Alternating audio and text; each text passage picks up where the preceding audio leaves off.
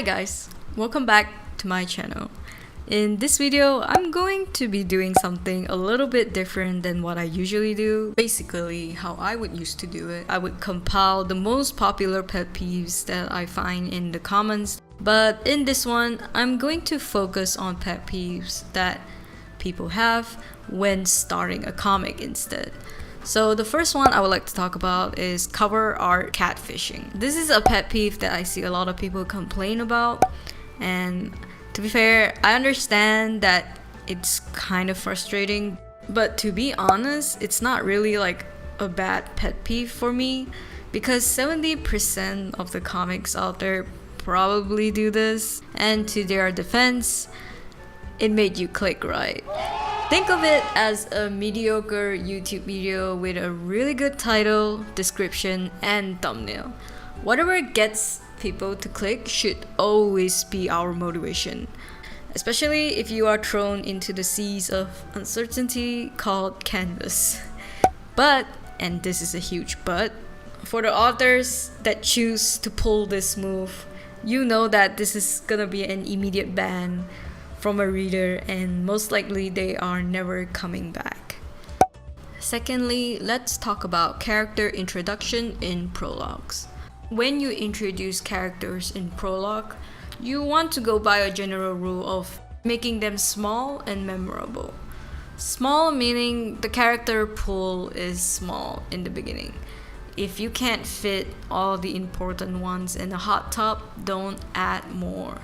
My hot tub usually only consists of the female lead, the male lead, the friend, and the conflict character of the story, sometimes even less. It's also helpful to keep referring to characters by their names, not through their pronouns, because if you really zone in on calling those names in the beginning, it's going to start sticking with the readers. The next pet peeve that everyone has is basic character design, which brings me to memorability. This one is a bit harder to achieve for a lot of people, even for me. It's really a hit or miss with names, but if you can make a character visually memorable through character design, that would be great. If I can't tell them apart from their hairstyles, that's it, you know? Same face syndrome can be a bit harder to avoid, especially if you are a new artist. I know a lot of people also have pet peeves for like same face syndrome. If you are a new artist, a way you can break this curse is you can add like little details in their outfits or give them face scars or pimples and whatnot that makes them stand out a bit besides the anime eyes. Next, I want to talk about text. Most people are usually drawn in by the art of the comic, but people will also leave a comic due to bad lettering. Lettering basics are very important to making a comic, and especially if you're new to making comics, you have to study up on this. It's just something you have to get it out of the way. General rules I have for lettering is the size, the color, and the font. Size should generally be big because not everyone is reading on the desktop. Most people have very shitty phones like me with an iPhone 7. So yeah, the bigger the better, but also not too big that it goes out of the speech bubbles or it starts clumping with other words. Make them spaced out and big enough that is good for reading. Colors should be contrasted, easy on the eyes. I mean, I think black and white generally is your safest bet, so just go with that. Fonts can either be handwritten or typed, and if you do decide to write, ask a couple of people before you start posting, can you read this? Okay, if they say no, that means you gotta do better, okay? It is what it is. For fonts, generally, we don't use Comic Sans unless we're memeing. We typically go for fonts like Roof Runners, Super Webcomic Bros, and if you are making impactful fonts, it's gonna be Bada Boom. You can get all of these on Dafont. Also, quick shameless promo, I recently moved my shop from Redbubble and Gumroad to Ko-fi. And if you would like to get merch or you would like to get some digital prints and whatnot, or even just like some brushes from Dear Alice, you can check out my shop on Ko-fi. And also, if you would like to make a one-time donation to support me, it will also be greatly appreciated. I will also be releasing a font pack for webcomic and webtoon users. Patreon users are going to get it for free. You can join any tier and you can immediately get it. Whereas if you would like to get it on Ko-fi, it is also available. There are 7 genres in my font pack and you will get 50 fonts in total. Average about 6 fonts in one folder. So yeah, feel free to check it out, and back to the video. Now, once you've mastered the 3 basics to lettering, and I'm sure there are more, but these are just my general rule, you can learn to customize your speech bubbles. Usually I don't find speech bubbles a huge problem unless they are obstructing the art or the text. Also, effects on text, while it is not necessary to be good on it, it can definitely play a huge role in your story. It can definitely give it that drama, that impact that the scene needs.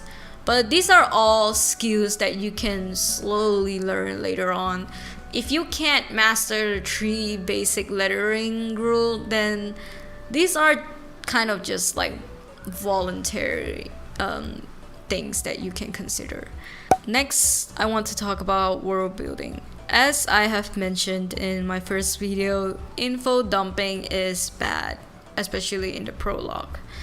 And there are also a few complaints I saw in the comments about historically inaccurate representations, which I can understand the frustration in it because you get taken out of the immersion. This is why I think it's important when you're starting on writing a story, you need to figure out how true to life your world is and what kind of world are you going for in general.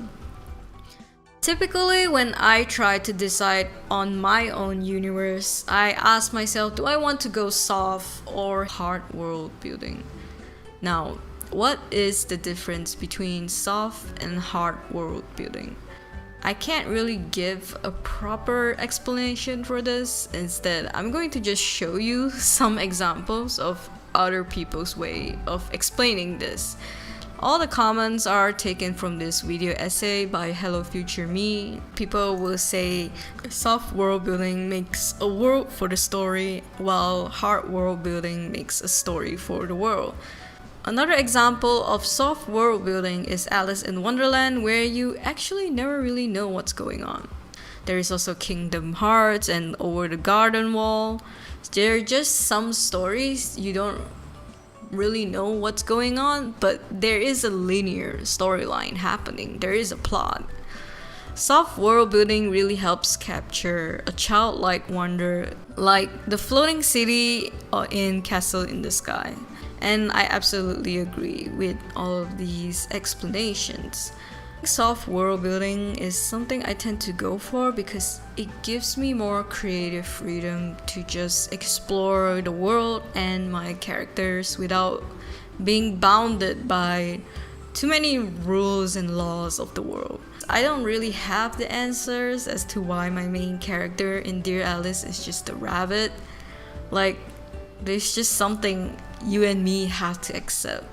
In conclusion, when you're starting out your comic, just kind of have fun with it, but at the same time, there are some general rules you want to have for people to at least have a better time reading it.